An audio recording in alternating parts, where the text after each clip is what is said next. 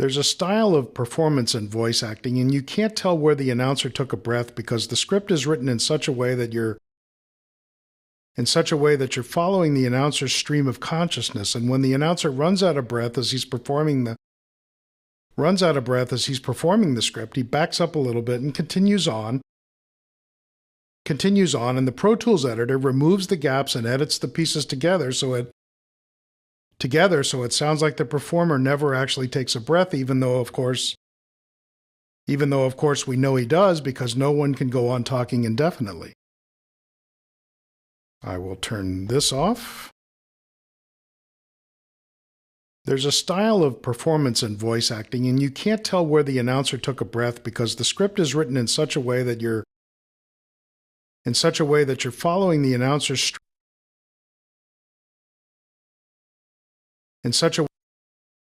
I don't think I need my separation grabber for this. I'm just going to use my regular trimmer.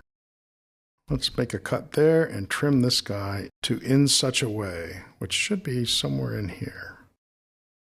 Because the script is written in such a way that you're...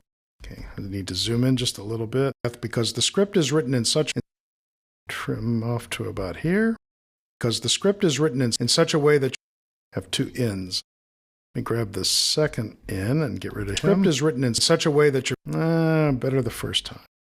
If I do this and get rid of that, really have to zoom in here to see what I'm doing. Get there and there. Let's see what I got. The script is written in such a way...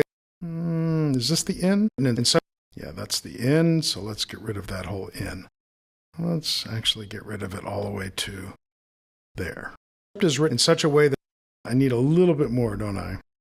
Maybe we move this guy back just a little bit, maybe to there.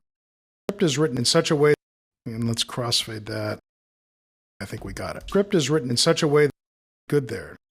I don't think I'll do the whole thing, but you get the idea. And when the announcer runs out of breath as he's performing the...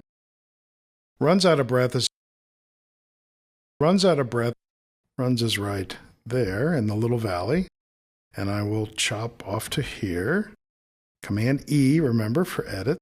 Delete the difference. Consciousness. And when the announcer runs out of breath, the timing is good. Let's do our little crossfade there and try and smooth that edit. Consciousness. And when the announcer runs out of breath, not quite.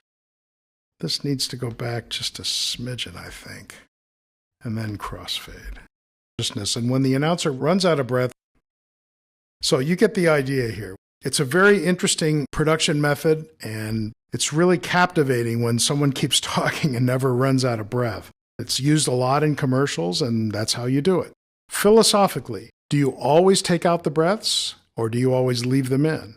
If the announcer goes, there's a style of performance. Hopefully your announcer takes the big breath and leaves you a little room. The rookie mistake is to go, there's a style of performance, right? Take the big breath and immediately start talking. Good announcers will leave you a little gap. Even if there's not much of a gap, you can usually get in there. And lip smacks, I say philosophically, you always take them out.